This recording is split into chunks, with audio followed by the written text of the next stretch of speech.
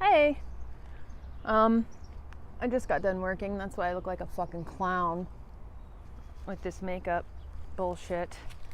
I'm gonna sit down here. So,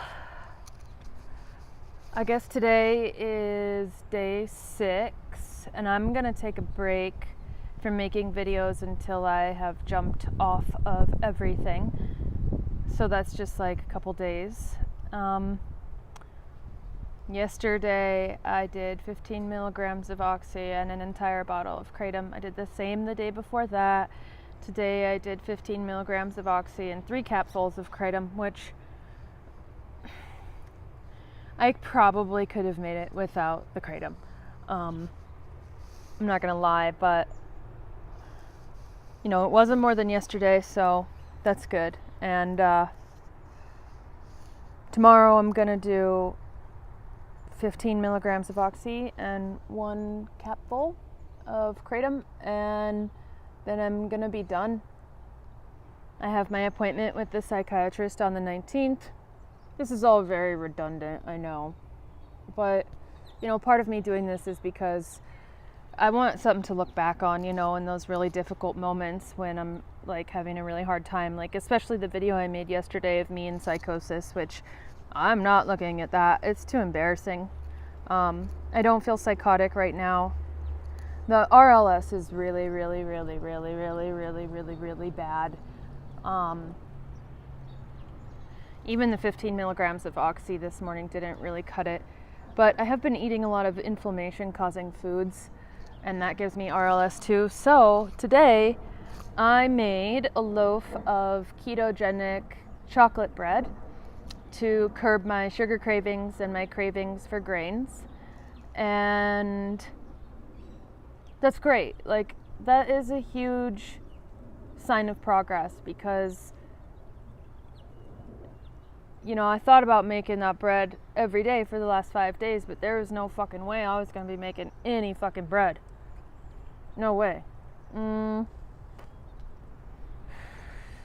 This detox has been entirely different from Suboxone detox. It's been very fast. Like, it's kind of been a blur, honestly. But I remember with Suboxone, oh my God, I was sick for like, Jesus Christ, like 20 days straight. And it'll be interesting to see how long the RLS lasts once I'm finally done with everything. But today I did an experiment where I'm notorious for experiments. I need to do the experiments in the right way though, not, let me try to see if I can do this drug. But so I did an experiment today with quinine because I woke up, I had super bad RLS. Once again last night I fell asleep, woke up after 5 hours, drank something, milk, took Xanax, fell asleep for another 3 hours, and quinine. Okay, so this morning I woke up, I had super bad RLS, and that thing happened last night where when I had to pee, it hurt so bad. Like, I remember that from before. So it's nice to know what these symptoms are because then they don't scare me as much. I'm not like, oh my God, what's happening? It's like, this has happened before, you got it, okay. So anyway, my experiment, before I took any opiates today, I wanted to see if the quinine would help my RLS.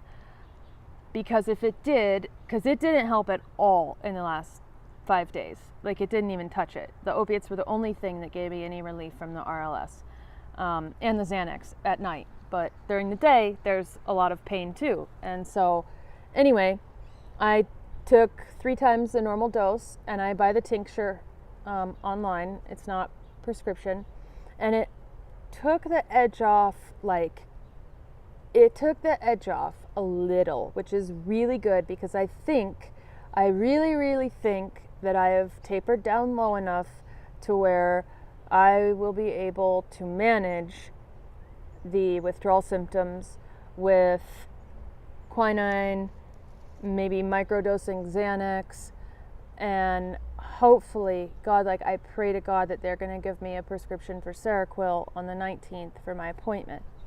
So the 19th will be my first day off of everything, which means tomorrow will be my quit date, and today I have a year off of Suboxone. So, damn, I never thought that this journey would play out like it has. I never thought that a year later I would be having a similar experience. And it's really interesting to look back at your like Facebook on this day a year ago, or the Time Hop app. What were you doing a year ago? And it's like exactly a year ago today I had gotten a prescription for Seroquel.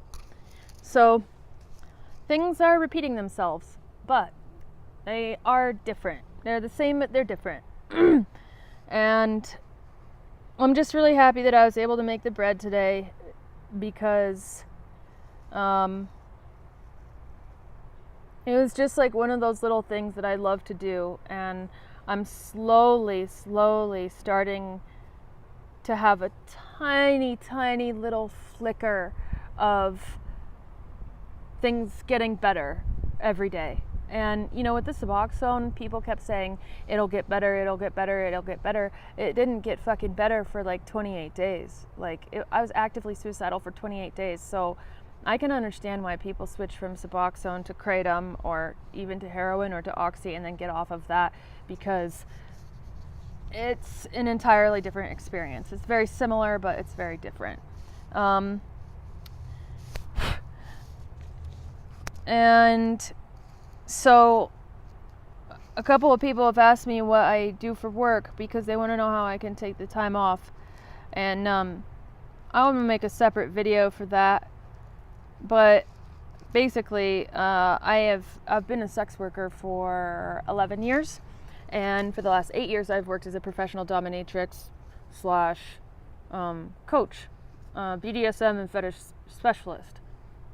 And so some people say, oh, that's why you're an addict, because you're a sex worker. No, honey, I was an addict. I was born into addiction, okay, like from my parents and everything like that. And I am a sex worker by choice. I'm also going to school to get my master's so I can transition out of the sex industry, because, it's time for a change. And I'll probably still do it a little bit, but I need a career that is a little more stable. And with all the censorship laws going on right now, like, this country is fucked in regards to our sex shaming and oppression. So in my next video, which I might make soon because I'm so fucking bored, and making these videos passes the time. I don't even know if many people watch them, but I'm feeling like this attachment to a lot of the people that comment on these videos, and that's good. This is kind of like my substitution for NA, because I can't stand that place. Anyway, in my next video, I think I'll just show what my dungeon looks like in my play space, and talk a little bit about what I do. So thanks for listening if you've stuck through to the end. And I'm going to make another video on the 19th after the psych apartment. Oh my god. Hello, brain damage. The psych appointment, because that's going to be my first day off of everything. And